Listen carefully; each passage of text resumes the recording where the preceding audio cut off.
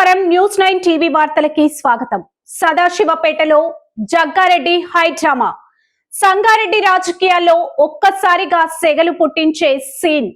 Sadasivpet municipality వేదికగా high tension వాతావరణం నెలకొంది. కాంగ్రెస్ వర్కింగ్ ప్రెసిడెంట్ మాజీ ఎమ్మెల్యే జగ్గారెడ్డి నేరుగా రంగంలోకి దిగారు. కానీ ఇది ప్రజా సమస్యల కోసం కాదు, నోట్ల కట్టల పంపిణీ కోసం అంటూ స్థానికులు మండిపడుతున్నారు. ఎప్పుడు భారీ కాన్వాయ్ తో తిరిగే జగ్గారెడ్డి ఈసారి ఎవరు ఊహించని విధంగా ఒక సాధారణ బైక్ పై సదాశివపేట వేదుల్లో ప్రత్యక్షం కావడం ఇప్పుడు సంచలనంగా మారింది.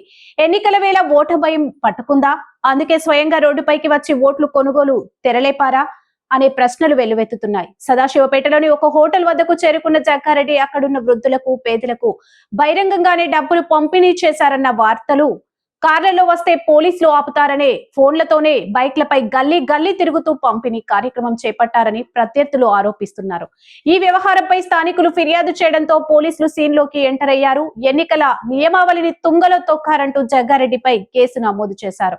సాధారణంగా నాయకులు తమ అనుచరుల ద్వారా డబ్బులు పంపిస్తారనే టాక్ ఉంటుంది. కానీ ఒక పార్టీ వర్కింగ్ ప్రెసిడెంట్ స్థాయి వ్యక్తి స్వయంగా బైక్ నడుపుకుంటూ వెళ్లి డబ్బులు పంచడం వెనుక ఎంత పెద్ద కుట్ర ఉందా, లేక ప్రత్యర్థులు ఆడుతున్న మైండ్ గేమా? పోలీసుల కేసుతో జగ్గారెడ్డి తదుపరి అడుగు ఎటువైపు ఉండబోతుంది? సదాశివపేటలో ఈ ఉద్రిక్తత ఇంకెంత దూరం వెళ్తుంది? చూసారుగా, సంగారెడ్డి పాలిటిక్స్ లో జగ్గారెడ్డి బైక్ పాలిటిక్స్ ఇప్పుడు హాట్ టాపిక్ గా మారాయి. మరిన్ని తాజా వార్తల కోసం చూస్తూనే ఉండండి న్యూస్ 9 టీవీ. జై హింద్.